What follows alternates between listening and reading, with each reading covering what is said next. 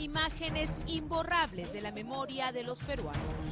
Imágenes de destrucción y violencia terrorista que causaron gran daño a nuestro país, enlutando a miles de familias de nativos, policías, dirigentes, políticos y empresarios de la manera más cruel.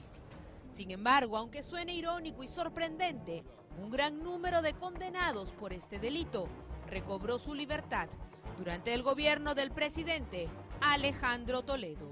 O sea, esta guerra política que Abimael Guzmán venía desarrollando, primero nos hace cometer un error político y después nos lleva a una confrontación internacional con la Corte Interamericana y recién volvimos con el presidente Paniagua. Cuando Diego García Sayán era su ministro de Justicia y comienza un tema de flexibilización. Con el tema de flexibilización, no solamente se traen abajo todos los procesos, se anulan todos los procesos del fuero militar, que era la consecuencia lógica. Flexibilización durante el gobierno de Paniagua, por favor. Hubo una huelga de hambre de varias semanas de los terroristas detenidos en la base naval del Callao, encabezados por Abimael Guzmán, en la que exigían, entre otras cosas, que a Guzmán se le trasladara a otro centro de reclusión y exigían también una serie de ventajas para los terroristas condenados en las cárceles del Perú.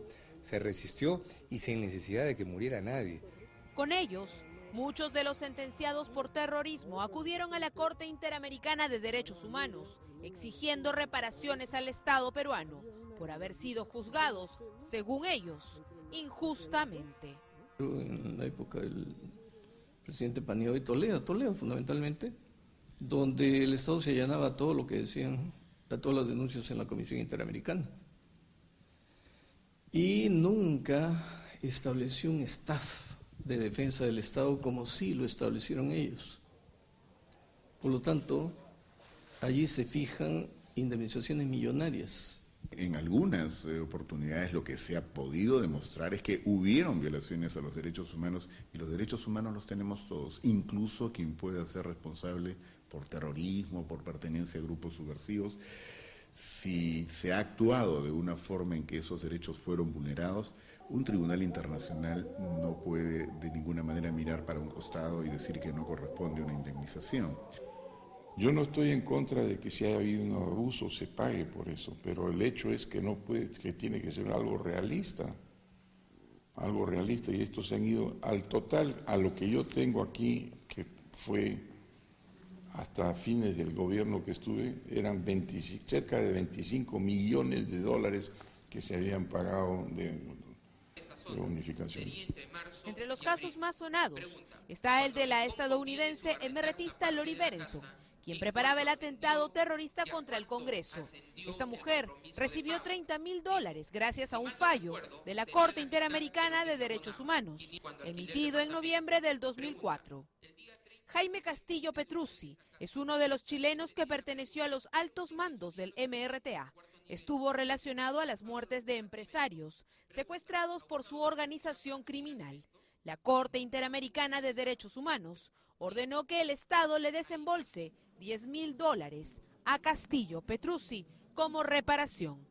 María Elena Loaiza Tamayo fue otra de las sentenciadas por terrorismo que demandó a Perú ante la Corte Interamericana, tribunal que ordenó a Perú el pago de $167.190 a favor de la profesora universitaria que había sido capturada por agentes de la DINCOTE por su vinculación a Sendero Luminoso. El pago de estas millonarias sumas obedecerían a un descuido en la defensa legal de nuestro país ante la Corte Interamericana de Derechos Humanos. Lo que sí creo que no se ha manejado bien es en el plano interno, cómo llevar adelante estas cosas. Yo recuerdo que han habido iniciativas, por ejemplo, para plantear claramente si esa persona es responsable por graves delitos en el país y tiene, por tanto, una deuda con el Estado y con la sociedad, en buena cuenta, el Estado nos representa, ¿no?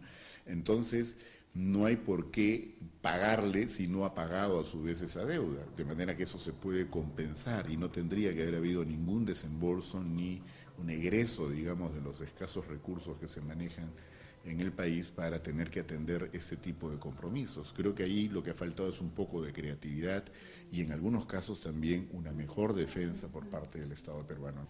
Sin duda alguna, aún hay mucho trabajo por hacer en esta materia para que los errores del pasado no se repitan.